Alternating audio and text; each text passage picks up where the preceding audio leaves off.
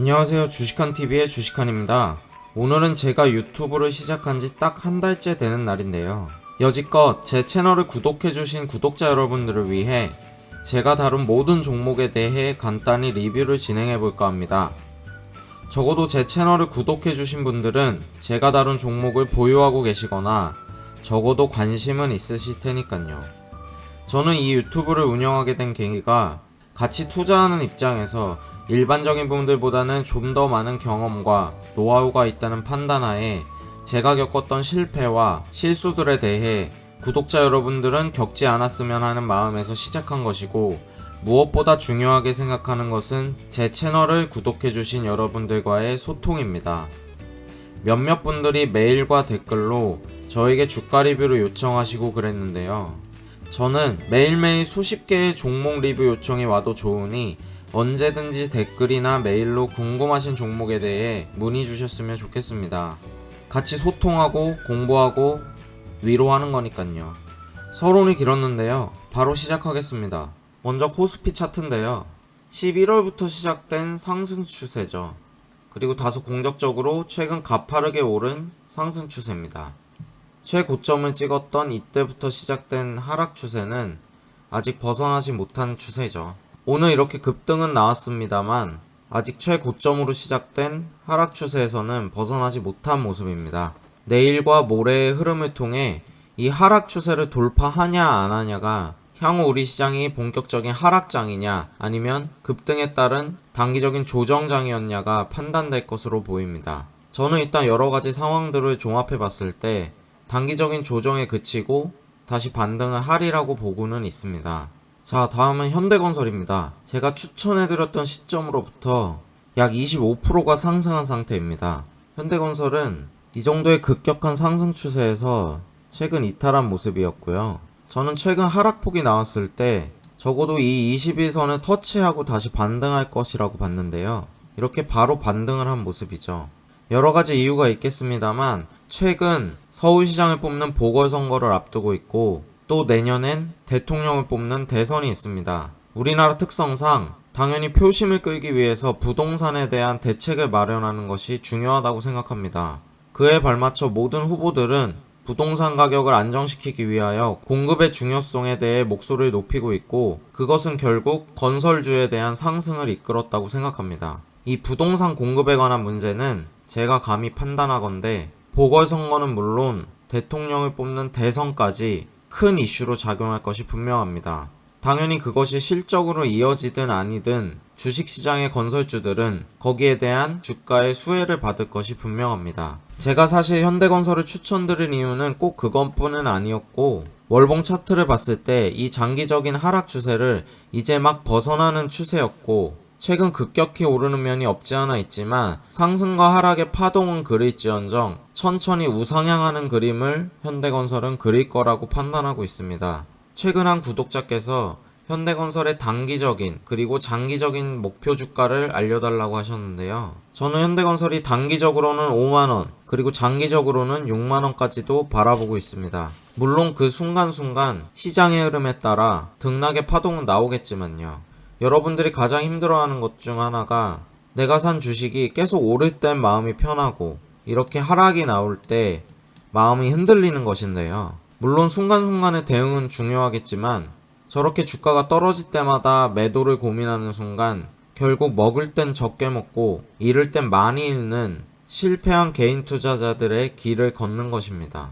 만약 이렇게 오르는 타이밍에 주식을 매수했다고 쳤을 때 이렇게 일주일 동안 음봉을 그릴 동안 투자자들은 당연히 공포에 휩싸이게 됩니다. 하지만 이때 공포감에 매도를 한다면 여러분에게 이러한 수익은 찾아오지 않습니다. 상승 여력이 충분하다고 판단했을 시에는 적어도 자신이 매수한 이 본절선을 위협하지 않는 한 상승 추세에 끝까지 올라타 있는 것 또한 큰 수익을 위한 지름길이라고 생각합니다. 다음도 역시 제가 추천해드렸던 만도인데요. 제가 이 시점에 추천을 해드렸습니다. 추천 시점으로부터 현재까지 약 29%의 수익률을 기록했는데요. 저는 이 일주일이 넘는 하락 추세에서도 익절하지 않고 아직도 보유 중입니다. 그 이유는 상승 추세를 이탈하지 않았기 때문이죠. 제가 그려보는 상승 추세는 이 정도일 것입니다. 이 순간이 상승 추세를 이탈한 시점이었다면 과감히 익절을 통한 차익 실현을 했을 거고요. 정말 신기하게도 이 하락 추세에서 지지를 받고 상승한 모습입니다. 저는 이 하락 추세가 최근 급등에 대한 자연스러운 차익 실현이라고 봤고, 오히려 이런 건강한 조정 이후에는 주가가 더 탄력을 받고 상승하는 경우가 많습니다. 저는 역사적 신고가를 기록하고 있는 만도가 앞으로도 꾸준히 상승할 것이라고 보고 있기 때문에 상승 추세를 크게 훼손하는 일이 없는 한 끝까지 홀딩해 볼 생각입니다. 다음은 태경케미컬입니다. 제가 영상을 찍어드렸을 때가 이때쯤 되는 걸로 알고 있는데요. 그때보다 지금은 약간 하락한 상태입니다. 어떤 주식을 매수할 때는 그 주식에 대한 약간의 스토리텔링이 필요한데요. 저는 태경케미컬이 제가 매수한 시점으로부터 계속 상승할 것이라고 생각하지는 않았습니다. 백신 콜드체인 테마주로서 화이자 백신과 모더나 백신이 국내에 들어왔을 때 유통 과정에서 발생하는 드라이아이스 수요에 맞춰 모멘텀이 발생할 것이라고 예상하고 있었기 때문에 지금 주가가 적절한 주가라고 생각을 했고, 주가가 하락하더라도 꾸준히 추가 매수를 통해 매집해 나갈 생각입니다. 분명 날이 더워지고 여름이 됐을 때 화이자 백신과 모더나 백신이 국내에 유통될 때쯤엔 태경케미컬은 큰 상승의 모멘텀을 받을 것이라고 확신하고 있기 때문입니다. 그렇기 때문에 당장의 하락이 두렵지 않고 오히려 싸게 주식을 모을 수 있다는 생각으로 접근하고 있습니다.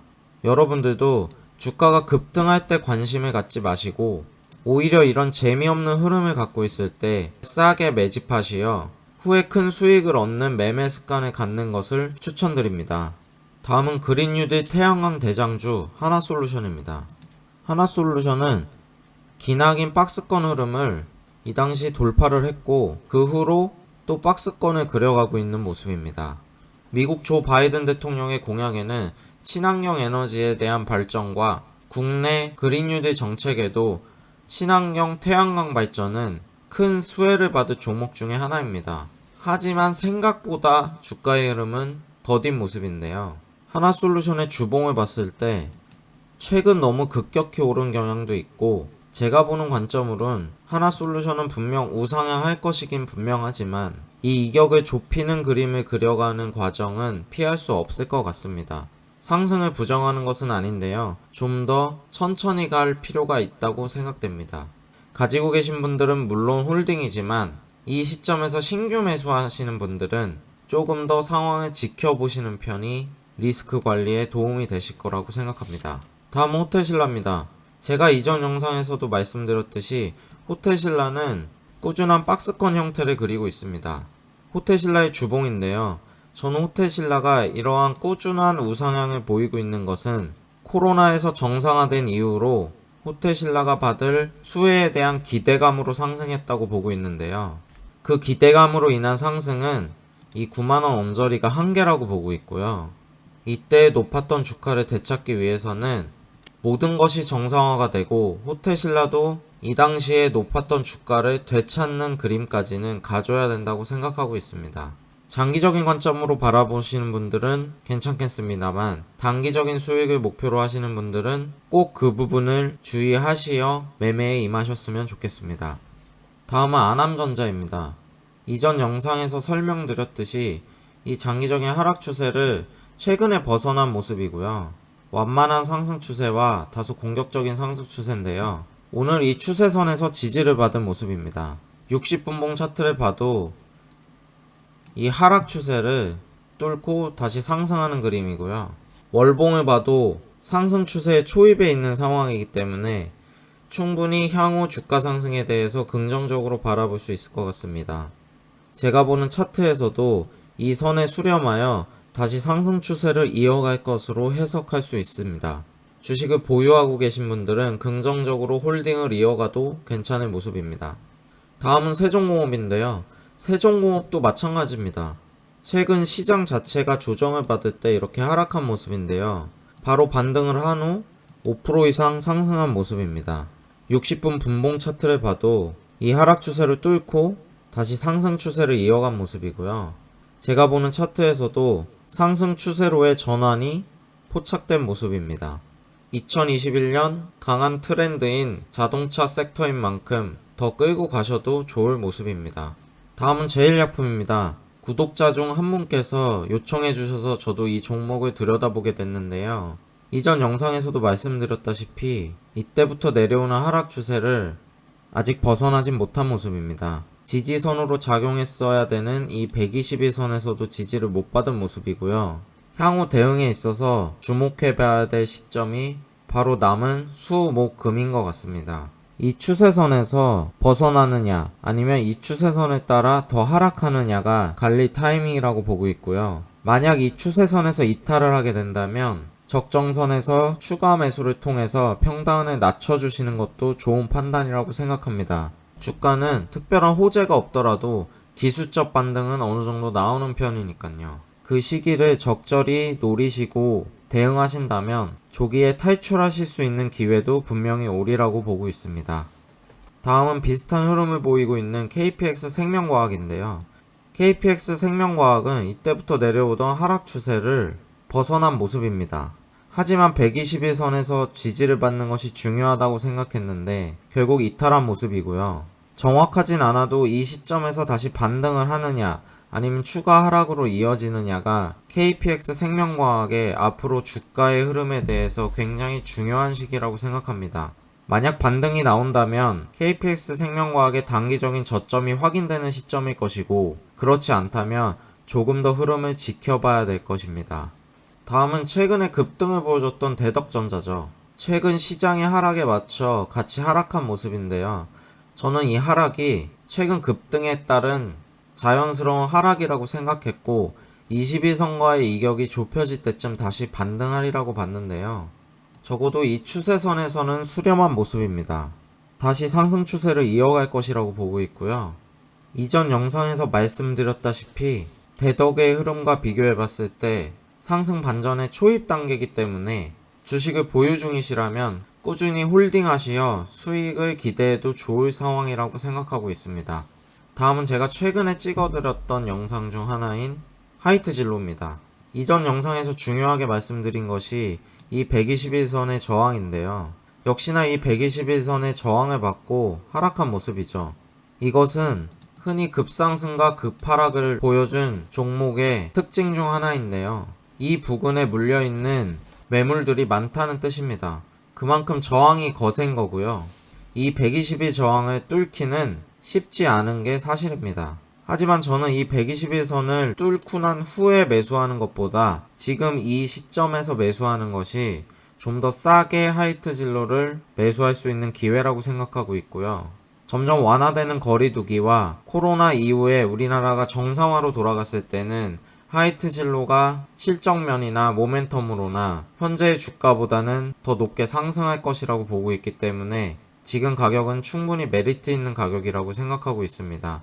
그래서 매수를 시작했고요. 물론 당장 상승을 하지 못할지언정 저는 이 가격대에서 꾸준히 매집해 간다는 개념으로 주식을 모아갈 생각입니다. 다음은 정말 지긋지긋한 넷마블입니다.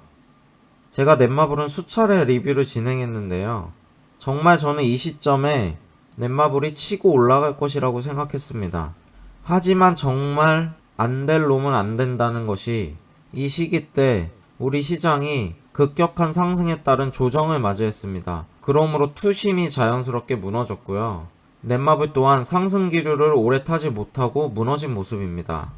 60분 분봉 차트를 보시면 이렇게 이어져 오던 상승 추세에 하락, 반등, 다시 하락. 파동의 저점이 이렇게 낮아지는 것은 하락 추세의 전형적인 모습이므로 현재 상황은 좋다고 볼 수는 없을 것 같습니다. 하지만 최대로 긍정적으로 해석한다면 이때의 저점인 116,500원은 아직 깨지 않은 모습이기 때문에 반등의 여지는 살아있다고 봐도 괜찮을 것 같습니다. 저도 넷마블을 보유 중인데요. 만약 이 저점인 116,500원을 깬다면 아마 손절을 진행하지 않을까 생각합니다. 이 지루하고 답답한 흐름에 제 자금이 묶여있는 것도 어떻게 보면 기회비용에 대한 손실이니까요. 단 이 시점에서 반등이 나온다면 추가 매수를 한 번 정도 더 진행하여 기술적 반등이 나왔을 시 탈출할 전략을 세우고 있습니다. 현재의 평단가와 앞으로 투자할 수 있는 여력에 대해서 깊이 고민하시고 전략을 세우셔서 넷마블에 대해서 대응하시길 바랍니다. 향후 카카오뱅크 상장 이슈도 있고 하니 너무 낙담하시지 마시고요. 크게 부담 없는 비중이라면 그냥 오래 홀딩 하시는 것도 하나의 방법이라고 생각합니다. 오늘 이렇게 제가 그동안 언급해드렸던 종목에 대한 리뷰를 진행해봤고요. 종목이 많다 보니 다소 부족하고 간단하게밖에 할 수 없었던 점 양해 부탁드리고요. 다시 한번 말씀드리지만 구독자 여러분들 언제든지 궁금하시고 걱정이 되시는 종목들에 대해서 댓글이나 메일 주시면 제 능력이 되는 한 영상 제작해서 올려드릴 테니 서로 소통하며 공부하며 현명한 투자 이어나갔으면 좋겠습니다. 영상 끝까지 시청해주셔서 감사하고요. 구독과 좋아요 한 번씩 부탁드리겠습니다. 저는 주식한이었습니다. 감사합니다.